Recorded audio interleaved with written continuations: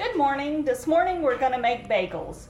It's a little bit of a variation from a recipe I saw on sophisticatedgourmet.com. Just go to sophisticatedgourmet.com and go to New York Bagel. It's a written down recipe. There wasn't much visual aids, there was some pictures, so I'm just going to go ahead and do a video. My husband loves these bagels. He begged me yesterday, make them please, because he ran out. So this video is going to be in different stages. To start off with, what you're going to need is some all-purpose flour. I buy this kind at Walmart. It's Arrowhead Mills. It's USD organic and non-GMO. It's not very expensive. It works great. I make bread and everything with it. I've never had an issue. I use sea salt. I use pure cane sugar.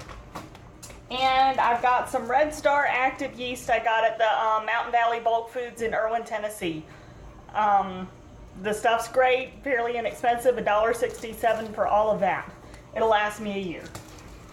And a cup of coffee, because who doesn't need their morning coffee? Okay, so I'm going to start by heating up my water. It's just regular tap water. We have ours set to 120 degrees, and I'm going to do a mix for the yeast. I'm going to start off, though, by warming the bowl in the water, so that way it retains the heat while it's activating. So now that my bowl is warm, what I'm going to do is take 2 teaspoons of yeast, and I've got everything written down in my handy dandy book. I've got all sorts of stuff in it. So let's go ahead and do our 2 teaspoons of yeast. 1, 2.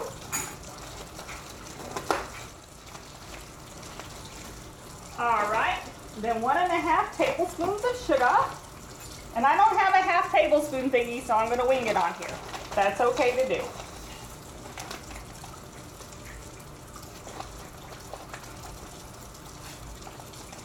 And that's about a half. All right, so let me set that back to the side. Now we're going to do 1½ cups of water. And I've got, like I said, hot water. I don't know if you can see the steam coming up from there. So 1½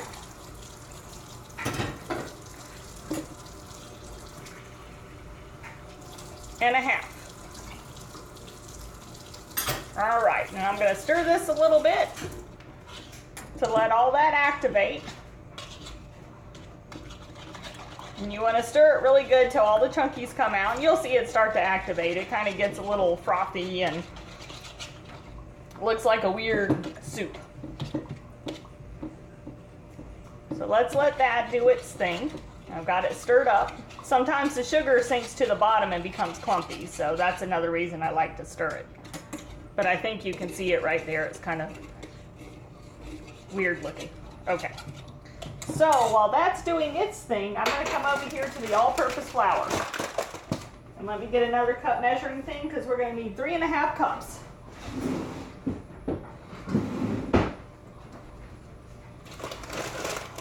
There's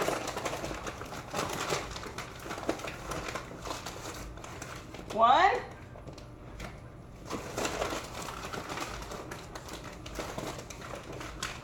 2,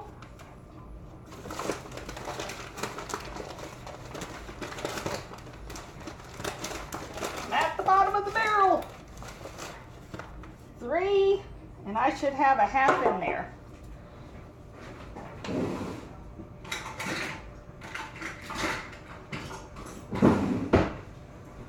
And I'm almost out of flour. I gotta run to the store. This just came from Walmart. Like I said, it's fairly inexpensive. Doesn't have all the pesticides and stuff, and so far it's worked in every recipe I've had. So I see no reason to change. All right, so I got my 3½ cups of flour, and then 1½ teaspoons of salt. So I just take my sea salt, and this is a ½ teaspoon measure, so it's going to be 3 of them.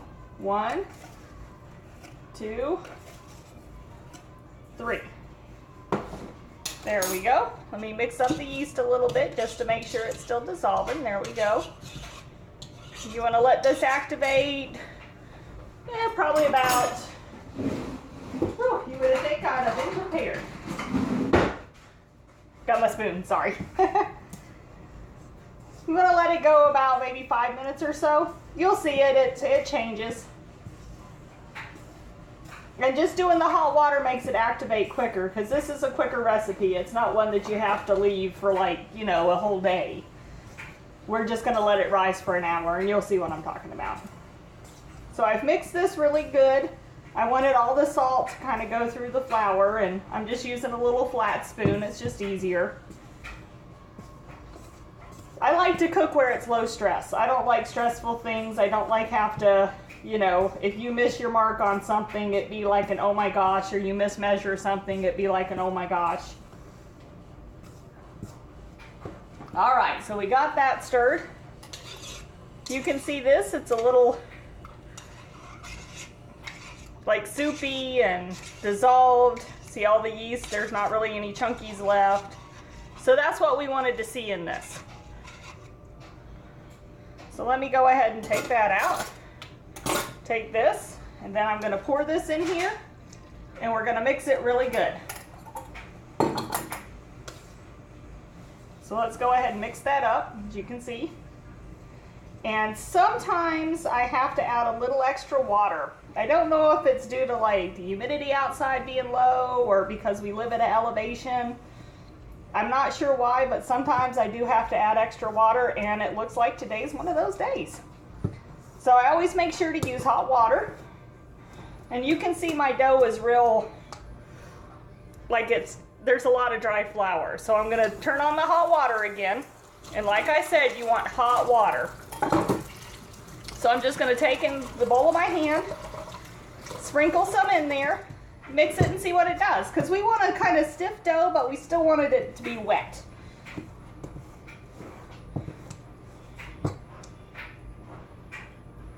So let me keep mixing here. And see, it's still dry. You can see I've got some dry stuff, so I'm going to put a little more water in. Like I said, some days I don't have to, some days I do.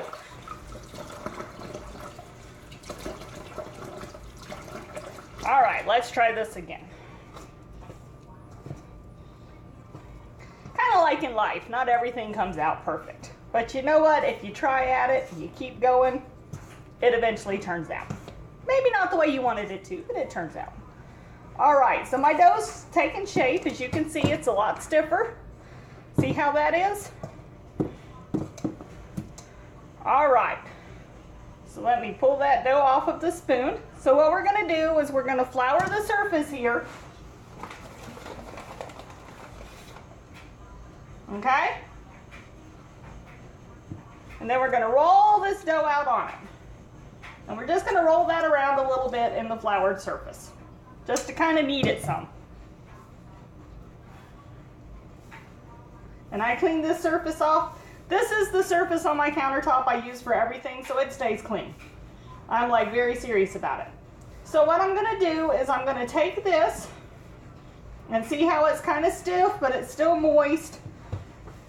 I don't know if you can see it very well. And I'm gonna take it and I'm gonna put it in an already oiled bowl I did. Now all I put in this bowl was probably about maybe a teaspoon or two of olive oil. And I coated it. You can't really see it on there, but you see how shiny it is? And so I'm gonna take this dough, I'm gonna put it in there. And then I'm gonna flop it upside down in there so it's good and coated with the oil. See that? So I just put it in, and I'll tip it upside down again.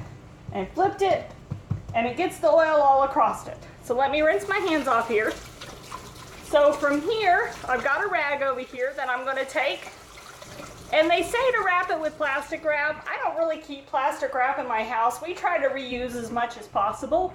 So I take a rag, and I put it under hot water. Like I said, we keep our water around 120 degrees. If you have kids, that's way too hot, but for us, it's just me and my husband now. Luckily, my kids have grown up, and they're living the high life, working jobs, and I absolutely love them. So I wring it out to where it's still damp, but it's still got the hot water in it. I'm gonna put it over the bowl, and then what I do is get a plate, and I put the plate upside down on it. This is gonna rest for an hour. So in an hour, we're gonna come back and see where we're at with it. It should have doubled in size. And then we're gonna work with it and actually make the bagels. The fun part. So see you in a few minutes. Oh, and before I forget, I almost did. Set your timer. I love this timer. My husband was very iffy about it, but I was like, you know what? These timers are awesome. So there we go. Okay, so it's been 60 minutes, and I've got the dough right here. I'm getting ready to take the plate off.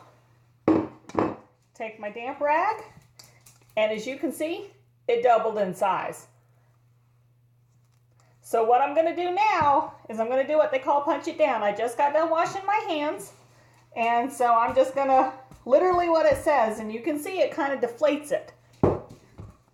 So that's what we wanna do, is deflate it. So I've got it punched down.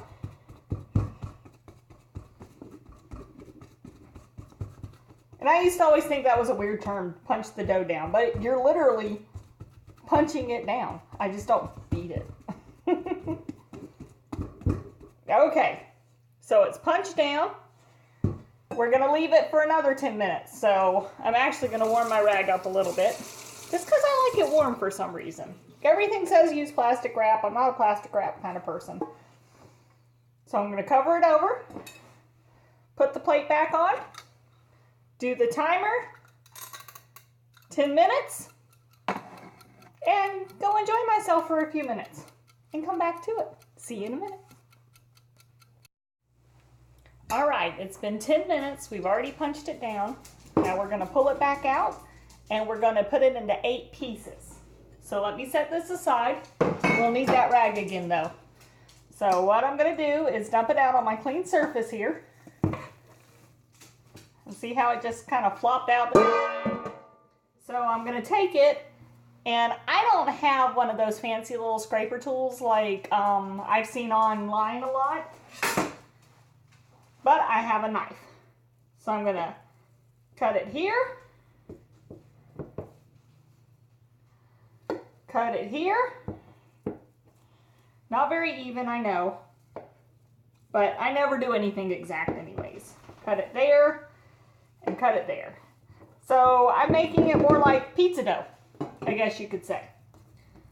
So each one of these, I'm gonna take and I'm gonna round it to where it's a nice little round ball. And that takes some practice. So that's why I wanted to do this, is so you can see how to do it. Like, I saw pictures, but it didn't really describe it. But once I figured it out, you're just really rotating it, cupping your hands and rotating it. So I'm gonna make all these into little balls. And you can stay with me while I do that, why not? It'll be fun. So it's really just learning that rotating it. It's not the easiest thing to do. You just kind of got to learn it. All of these aren't even. And what I normally do, since I don't cut them even anyways, is the bigger ones I make for my husband. The smaller ones I make for me. Because I don't really like the huge bagels that are all, you know, just too big to eat.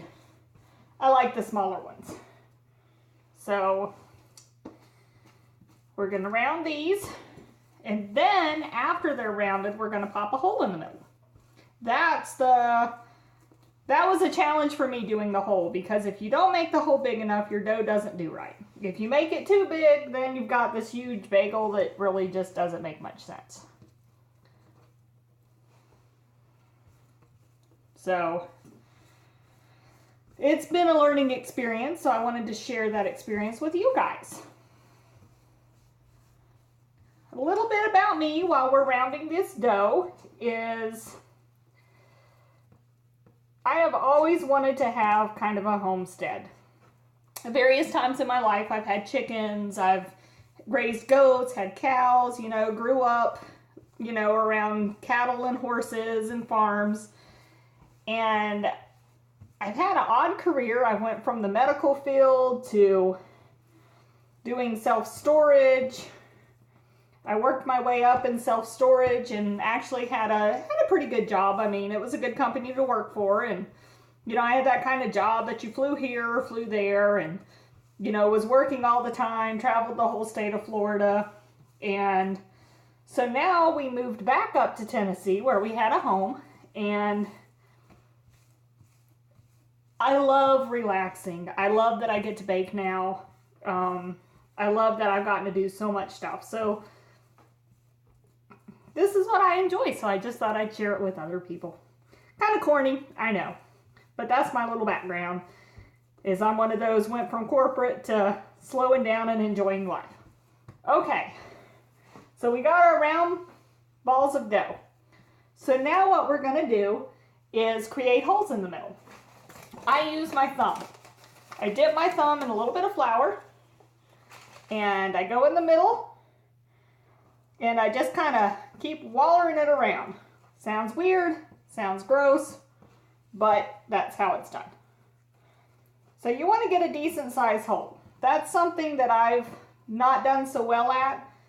And if the hole closes up, it makes it harder for the bagel to, when you boil it, which we're going to go to that step in a little bit, it makes it harder for the bagel because then the boiled water doesn't get through the middle. So that's why it's important to get that hole really stretched out in the middle. So I'm going to pull the camera over so you can see the hole in the middle. See the hole? That's what we're going to do to all of them. So I am going to turn the camera off while I do all of these bagels. And then we're going to let them rest for 10 minutes. So once I'm done putting all the holes, I'm going to put them on this pan. I've already got lined with parchment paper. So I'm going to set them all on there. I'm going to cover them with a warm, damp cloth and let them rest for 10 minutes. So I'll turn this back on when I get to that step, because while I let it rest, I get my water boiling, my sesame seeds ready, because I'm going to put sesame seeds on them. I slice some Asiago cheese for some of them, and I'll show you how to do all that. So see you in a minute. Okay, so I've got holes in all of them. I've had to put a couple on a different pan, so you can see the holes in them. And it's because of the size of them, they're not very even, but you know what? I don't try to be perfect. Perfection is not me. That's one thing I learned a long time ago. I am not perfect. So I'm going to warm up my cloths again in hot water. I'm going to wring them out pretty good. And put them over the bagels and let them rest while we do the next step. So let me put a cloth over these. I got a bare cloth for the other ones. It's clean, just came out of the dryer. And it's only being dried and not hung out because we've had yucky weather the last few days.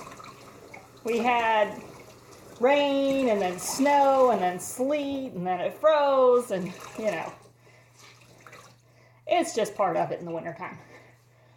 So I wrung it out. I used warm water and put it over the other bagels. So they're going to rest now.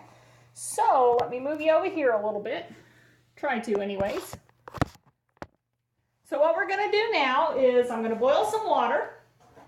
So let me go ahead and turn that burner on. While these are resting, that's the perfect time. And I'm going to heat up the oven to 425.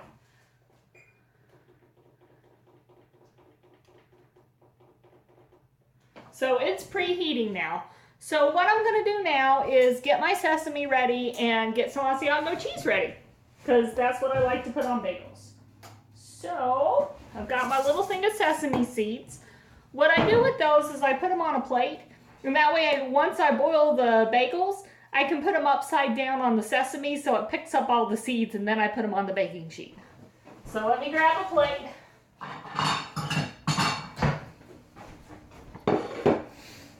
And I'm just going to sprinkle some on there.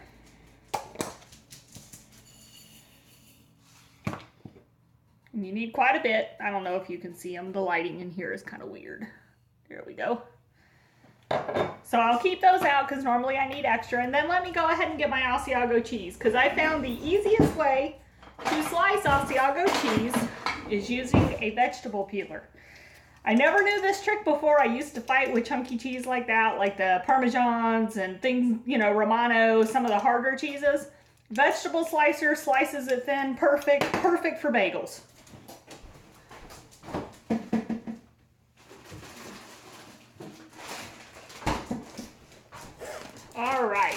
me grab a plate so we can put it on there, and we're gonna have some Asiago. Oh, I already got some slices done.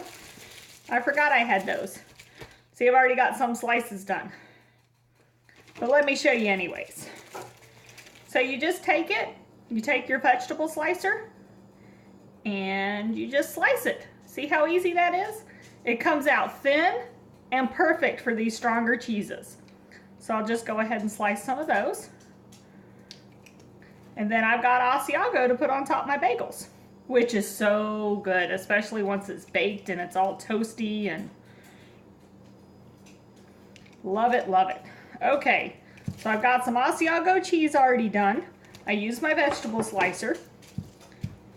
I've got some sesame seeds waiting. The water's getting ready to boil. Yes, I just ate some Asiago. Couldn't help it. And as soon as that gets boiling, I'll turn this back on and we'll continue.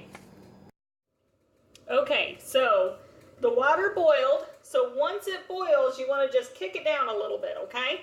Just to keep it hot, but not like overdoing it. So what we're going to do is we're going to put the bagels in, and we want them to boil on each, or in the hot water for at least 2 minutes on each side, and that's what's going to make them chewy, like a New York bagel. So let me put a couple in there, and I'll show you what they look like in there. And I didn't mention it, I don't think, but I lined my pans with parchment paper because it keeps the mess down. It makes everything so much easier. You don't have to oil the pan.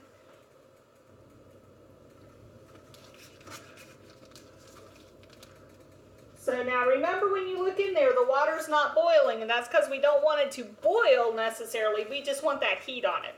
So let me set it for 2 minutes because I'm really bad about time. And I'm going to show you what the bagels look like in there. Oh, wrong direction. So there's the bagels in there. What we're going to do, once they boil on the one side, we're going to flip them over and let them boil on the other side. And then we're going to put them back on the pan. And once I get them all back on the pan, I'll turn the camera back on. So that way I can show you me putting the toppings on, okay? All right. Okay, so I've got some pulled out of there, and I'm going to show you how I do the toppings. Hopefully you can see. I don't know if you can. Let me back you up some here. Re-angle ya. See what I can figure out here. Okay, so I'm just going to take this bagel. It came out of the water. It's still kind of warm, but not super hot, and I'm going to mush it in my sesames. And it gets sesames all over it.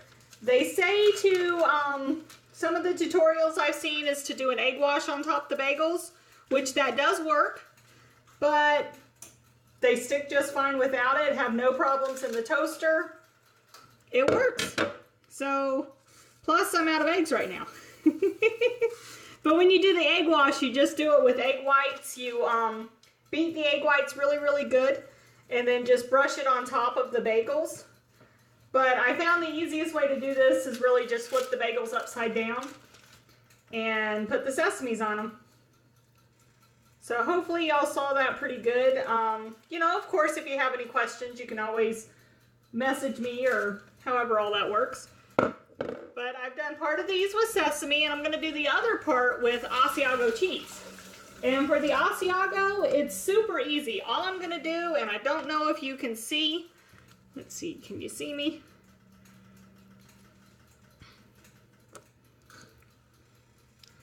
Let me angle the camera a little bit. Oh no.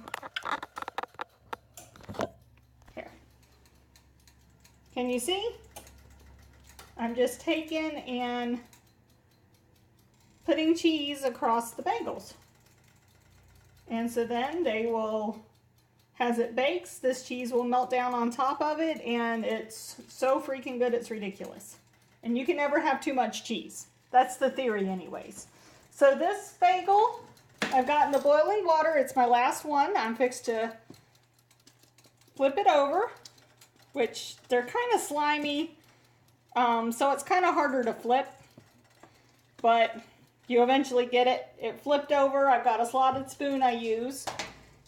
And once that's done, I'm going to put it on the pan, let it cool for a second, and then I'm putting sesames on it. And then once I'm done with the sesames, I'm going to set the timer again, and I'm going to be baking these. I bake it at, I've got everything written down, 425 for 20 minutes. So I've already got the oven set at 425. It's up to temperature. You never want to put them in before the oven reaches the temp. And then I'll put these in, set my timer for 20 minutes. And in 20 minutes, we're going to come back and see what we got. Okay, I'm fixed to take them out of the oven. It's been 20 minutes, and I made a boo-boo in my oven because I had the rack down too low because of using my Dutch oven, which is that big red thing right here. I bake bread in it as well, and I forgot to put the rack back up. So the bottoms are a little burnt. That's my fault. So we've got Asiago cheese bagels. You can see those. And those are my favorite, so that's why there's only 3 of them.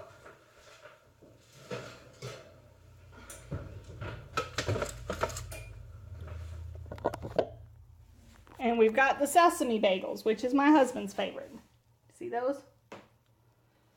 And they would have been browner on top had we did the egg whitewash. But without doing the egg whitewash, it doesn't brown the same way. So I'm fixed to pull one apart, and I am going to be using my homemade spreadable butter, which I will do another tutorial one day when I've got to make some more on how to make it. Super easy to make at home. It's fantastic. And again, you save money. You're not buying that stuff from the store. You know what's in your food. So let me pan back over here. And I'm going to grab my big ugly bagel that I made because, well, it's a big ugly bagel. And if you can see on the bottom, whew, kind of warm, it's scorched. That was my fault. I never claimed to be perfect, and baking is not a perfect science. So, woohoo, it is hot, hot, let me tell you. So actually, I'm going to get a fork and do this. And a butter knife. So there we go. I just pulled a piece off of there. Very chewy, which is how you want your bagel to be. Let me blow it for a sec. I actually think I'm going to like the crunchy bottoms. That was an out of text moment. But I'm talking about the bagels. Put some butter on there.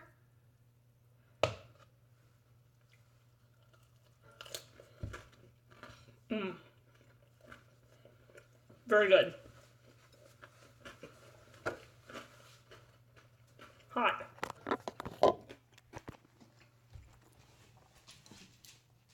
So these are my Imperfect bagels, and they taste divine. Not perfect, they're not pretty like you get at the store. Doesn't matter. Not much in life is perfect. So I hope you enjoyed the tutorial. Bye.